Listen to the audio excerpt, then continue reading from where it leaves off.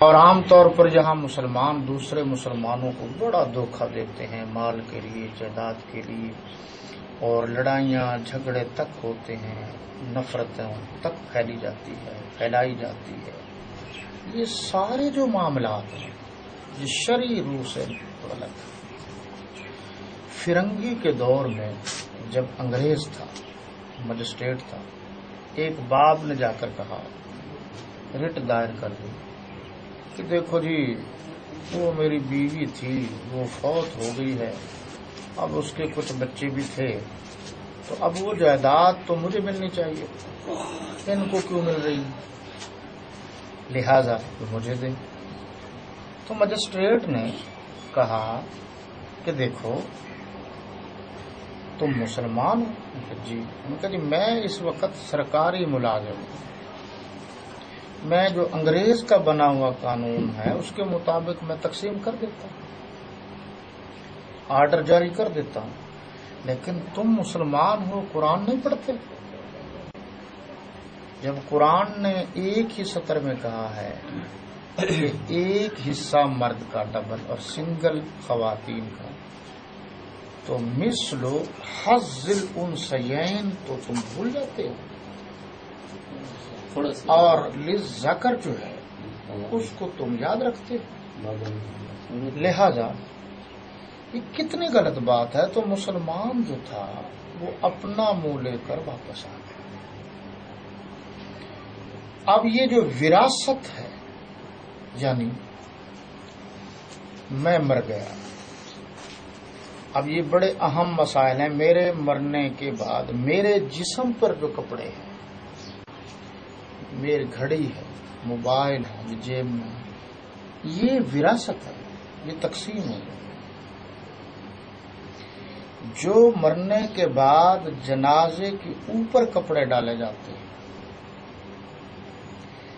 وہ بھی اگر انہوں نے وارثوں نے ڈالنے ہیں تو اجازت کے بغیر نہیں ڈال سکتے، کیونکہ وہ مال مشترک کا ہے، یا اپنی ذات کی طرف سے ڈالیں یا اجازت۔ کفن بھی اگر چاہیں تو اس مرنے والے کی وراثت میں سے، مال میں سے لے سکتے ہیں، بعد میں حساب سے۔ لیکن بڑا اہم اور نازک مسئلہ ہے کہ ہمارے ہاں یہ سارے اخراجات کر کے پھر وراثت تقسیم کی جاتی ہے، یہ غلط ہے۔ وراثت مرنے تدفین کے بعد پہلے تقسیم ہوگی، پھر اس میں سے صدقہ اور خیرات کی اجازت ہے، اور سب کے مشترکہ معاملات سے اجازت سے، جو چاہے کرے، جو نہ چاہے نہ کرے، پابند نہیں ہے شریعت کے روح سے کہ یہی کرے، وہ اس کی محبت ہے کرے۔ کیونکہ کچھ معاملات ایسے ہیں شریعت میں جن پر پابندی ہے، جیسے زکوٰۃ ہے، پابندی ہے، فطرانہ ہے، پابندی ہے، دینے ہیں، اتنے دینے ہیں، لیکن صدقہ خیرات اس پر پابندی نہیں ہے، اس پر حکم ہے، ترغیب ہے کہ تم اپنے مال میں سے دو۔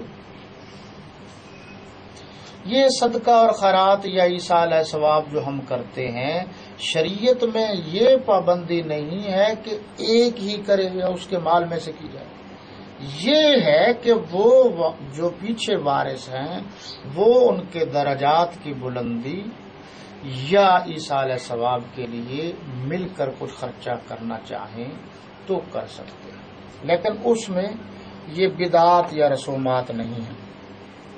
یہ بالکل واضح لکھا ہے کہ جو رسومات، بلکہ میں واضح کر دوں کہ تقسیم سے پہلے، ترکہ، جائیداد، وراثت کی تقسیم سے پہلے مہمانوں کی خاطر تواضع، صدقہ، خیرات کچھ جائز نہیں ہے، کیونکہ وراثت پر پھر جھگڑا ہوگا۔ وہ کہے گا کہ یہ تو نے جو خرچہ کیا تھا مہمانوں کے لیے 10,000 تو نے مجھ سے پوچھا تھا، وہ کہے گا کہ آپ نے جو کیا تھا صدقہ 2,000 آپ نے مجھ سے پوچھا تھا۔ یعنی اس جھگڑے سے بچانے کے لیے آگے انہوں نے لکھا، یہ مفتی شفیع صاحب کی تفسیر ہے، اس طرح کے صدقہ خیرات کرنے سے یہ میں واضح کر دوں کہ یعنی بلا اجازت وراثت کی تقسیم سے پہلے صدقہ خیرات کرنے سے مردے کو کوئی ثواب نہیں ملے گا، اور اگر کوئی ثواب سمجھ کر یہ کرتا ہے تو گناہ ہے۔ یہ اسی طریقے سے ہے جس طرح کوئی کسی کی جیب سے پیسے چرا لے اور پھر صدقہ و خیرات کرے۔ صدقہ و خیرات کا ثواب تب ملے گا جب اس کا اپنا مال ہوگا۔ یہ تو وراثت کا مال ہے، اس میں تو یتیموں کا بھی حق ہے، نابالغوں کا بھی حق ہے، مرد یعنی بھائیوں کا بھی حق ہے، بہنوں کا بھی حق ہے۔ اب یہاں 2-3 چیزیں اور بھی ضروری ہیں۔ میں نے کہا ہے نا کہ مدرسے، یتیم خانے، ان میں جو مال آتا ہے وہ زیادہ خود کھا جاتے ہیں، تھوڑا یتیموں کو دیتے ہیں، تو وہ اچھی طرح سوچ لیں کہ اپنے پیٹ میں آگ بھر رہے ہیں۔ بعض علاقوں میں بڑے عجیب و غریب جو ہے نا رواج ہے، وہ یہ ہے کہ یہ کپڑے جو ہیں مرنے والا مرحوم اس کے کپڑے، وہ برتن جس برتن میں پانی ڈال کر اس مردے کو نہلایا گیا وہ سب صدقہ کر دیتے ہیں۔ یہ غلط ہے۔ ایک صورت میں جائز ہے کہ جو ورثاء ہے ان سے اجازت لی جائے، بلا اجازت یہ سب غلط ہے۔ آپ سوچ رہے ہوں گے کہ یہ کپڑوں کا کیا مسئلہ ہے؟ آج کل تو یہ بڑا اہم مسئلہ ہے کہ لوگوں نے 50-50 ہزار روپے کی تو ہاتھ میں گھڑی باندھی ہوئی ہے، اور وزیر اعظم صاحب نے 10 لاکھ کا تو لباس پہنا ہوا ہے، تو بعد میں مسئلہ تو کھڑا ہوگا۔ کئی ہزار روپے کی لوگوں کی جوتیاں ہیں، کئی ہزار روپے کے موبائل ہیں، باقی جو ہاتھوں میں اور یہ وہ لاکٹ یا فضولیات استعمال کرتے ہیں وہ علاوہ ہیں۔ مسئلہ تو ہے۔ اور بعض علاقوں میں وہ برتن جو تانبے کے ہیں ان برتنوں کو بھی جو ہے وہ جناب تقسیم کر دیتے ہیں، بانٹ دیتے ہیں، اللہ کی راہ میں دے دیتے ہیں۔ یہ غلط ہے، تا وقت کے وارث اجازت نہیں دیں گے۔ بعض جگہ جی جناب والا یہ بھی ہے کہ مال مشترک سے میت پر چیزیں ڈال لیتے ہیں، بعد میں کوئی ایک اس پر قبضہ کر لیتا ہے، یہ بھی غلط ہے۔ چاہے کپڑے بھی ہیں جو اوپر ڈالے گئے ہیں ان کو بھی شریعت کے مطابق تقسیم کیا جائے۔ بعض جگہ پر جی یہ بھی رواج ہے کہ میت کے لیے نئے برتن خرید کیے جاتے ہیں کہ ان برتنوں میں ہم پانی ڈالیں گے اور پھر اس سے اپنے والد مرحوم کو آخری غسل دیں گے۔ یہ بھی غلط ہے۔ بہتر یہی ہے کہ اپنے گھر کے برتنوں سے ہی غسل دیا جائے، لیکن اگر خدا نخواستہ نہیں ہے، نئے لیے ہیں، تو پھر نئے برتنوں کو استعمال کر کے توڑنے کی اجازت نہیں ہے۔ بعض علاقوں میں یہ رواج ہے وہ برتن ہی توڑ دیتے ہیں، توڑنے کی اجازت نہیں ہے، وہ برتن بھی تقسیم ہوں گے، وراثت میں تقسیم۔ ایک اہم بات یہ بھی ہے کہ ہمارے ہاں خاص کر خواتین جب اس دنیا سے جاتی ہیں تو ہمارے ہاں نہلانے کے بہانے دوسری خواتین ان کا میک اپ کرتی ہیں، ہاتھوں پر مہندی لگاتی ہیں، سرخی پاؤڈر لگاتی ہیں، خوشبوئیں دوسری جیسے دلہن کو لگائی جاتی ہیں۔ یہ سب کے سب ناجائز ہیں، غلط ہیں۔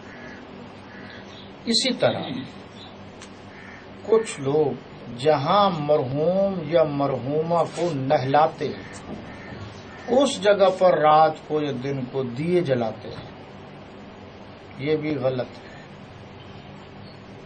اسی طرح خاص کر ہمارے دیہاتوں میں جو جوان بچیاں فوت ہو جاتی ہیں، جوان، ان کے لیے اسپیشل بیوٹی پارلر منگائی جاتی ہے، جس طریقے سے بیوٹی پارلر میں ایک نوجوان بچی کو دلہن کے طور پر تیار کیا جاتا ہے، اسی طرح ان کو بھی تیار کیا جاتا ہے. یہ سب ناجائز ہے، یہ سب حرام ہے. اسی طرح غسل میں بھی، یہ میں آپ کو بتا دوں، غسل میں بھی بعض لوگ غسل کے معاملے میں ظاہری جسم سے زیادہ اندرونی جسم کی صفائیاں کرتے رہتے ہیں. یہ بھی یہودیوں والا طریقہ ہے، مسلمانوں والا طریقہ ہی نہیں. مردے کو اوپر سے نہلانا ہے، کوئی ایسا کام نہیں کرنا جس سے اس کو تکلیف پہنچے. آپ صلی اللہ علیہ وسلم نے ایسی چیزوں سے سختی سے منع کیا ہے جس سے مرنے والے کو تکلیف پہنچے. اس کے علاوہ جی مرحوم کے لیے یا مرحومہ کے لیے آج کل میں نے دیکھا ہے بہت دور دراز علاقوں میں کہ کچھ پوٹڑیاں تیار کی جاتی ہیں پیسوں کی، جنازے کے بعد اس کے سر کی طرف رکھی جاتی ہے، اور پھر جب جنازہ جا رہا ہوتا ہے تو پیسے اور پھل فروٹ جو ہے نا وہ ڈالے جاتے ہیں تاکہ جو ہے نا لوگ یہ بچے چن چن کے کھائیں. کچھ پیسے بھی ڈالے جاتے ہیں، کچھ پھل لوگ. جب میت قبرستان کی طرف جا رہی ہوتی ہے، یہ غلط ہے. بعض جگہ پہ یہ ہے کہ مردے کو باقاعدہ پلاسٹک میں پیکنگ کیا جاتا ہے اور دفن کیا جاتا ہے. کہتے ہیں ایک تو یہ مٹی سے محفوظ رہے گا، دوسرا فرشتے اندر داخل نہیں ہو سکیں گے، تو ہمارا مرنے والا جو ہے بڑے آرام سے حساب کتاب سے بچ جائے گا. بعض جو ہے جو پیسے رکھتے ہیں ان کا نقطہ نظر یہ ہے، قبر میں پیسے رکھتے ہیں، میں نے دیکھا قبر میں سرہانے کی طرح. ان کا نقطہ نظر یہ ہے کہ وہ کہتے ہیں کہ چونکہ یہ آخرت کے سفر پر جا رہا ہے، کرایہ ورائے کی ضرورت پڑ جائے، راستے میں کھانے پینے کی ضرورت پڑ جائے، تکلیف نہ ہو مرنے والے کو، ہماری طرف سے یہ خرچہ. یہ بھی غلط ہے. بعض لوگ سر کی طرف عہد نامہ یا قرآن مجید کے کچھ ٹکڑے یا پارے یا پیسے، یہ بھی ناجائز ہے، اس سے بے حرمتی ہوتی ہے. اسی طریقے سے بعض لوگ جب مردے کو دفن کرتے ہیں تو نیچے کچی جگہ کی بجائے آج کل اچھی اینٹیں ماربل لگاتے ہیں، سنگ مرمر لگاتے ہیں نیچے قبر کے اندر. دیواریں بھی کھڑی کرتے ہیں، اوپر تو بناتے ہی ہیں، نیچے بھی. یہ بھی سب غلط ہے. میں واضح کر دوں کہ شریعت اسلامیہ میں قبر کے اندر پکی اینٹیں، سنگ مرمر کہہ لیجئے یا ماربل کہہ لیجئے، ان کی دیواریں فرش بنانا بھی غلط ہے. اوپر گنبد بنا کر درباریں بنانا بھی شریعت اسلامیہ میں غلط ہے. کیوں؟ سادہ سی بات یہ ہے، مرنے کے بعد سب برابر ہیں، اللہ کے پاس پہنچ گئے نا. اب گناہگار ہے یا نیکوکار ہے اس کا معاملہ تو اللہ کے سپرد ہے. لیکن ایک شخص کی قبر کچی ہو، دوسرے کی پکی ہو، تو یہ پتہ چلے گا، امتیاز پیدا ہوگا، یہ کوئی غریب ہے اور یہ کوئی امیر ہے. جبکہ اسلام چاہتا ہے کہ مرنے کے بعد تم سب کے سب برابر ہو. اب اللہ کے پاس چلے گئے ہو تو اب دنیا میں دکھانے کا کیا مطلب؟ پھر جس کے اوپر لاکھوں روپے خرچ کر کے کچھ بنایا بھی جائے تو جو اس کے اندر موجود ہے اس کو کیا فائدہ ہے اس پیسوں کا جو لاکھوں روپے اوپر خرچ ہو گئے ہیں دربار کی شکل میں. یہ میں عقلی باتیں کر رہا ہوں تاکہ آپ کو بات سمجھنے میں آسانی ہو. مرزا غلام قادیانی، یہ جس کو مرزائی ہم کہتے ہیں قادیانی، ان کی تحقیق اور جستجو کے لیے میں ربوہ گیا تھا. اب اس کا نام ہے چناب نگر. اور میں گیا تھا امیر شریعت سید عطا اللہ شاہ صاحب بخاری رحمۃ اللہ علیہ کے بیٹے سید عطا المحسن شاہ بخاری مرحوم کے ساتھ. اس وقت مرزا ناصر خلیفہ تھا. مجھے بڑا شوق تھا، میں نے کہا وہ دیکھنا بھی ہے اور جنت بھی ان کی دیکھنی ہے، جہنم بھی دیکھنی ہے. چناب نگر موجودہ پرانا ربوہ مرزائیوں کا قبرستان ہے، جو ایک جنت ہے اور ایک جہنم ہے اس دنیا میں۔ میں نے کہا بھائی ان کی جنت کیا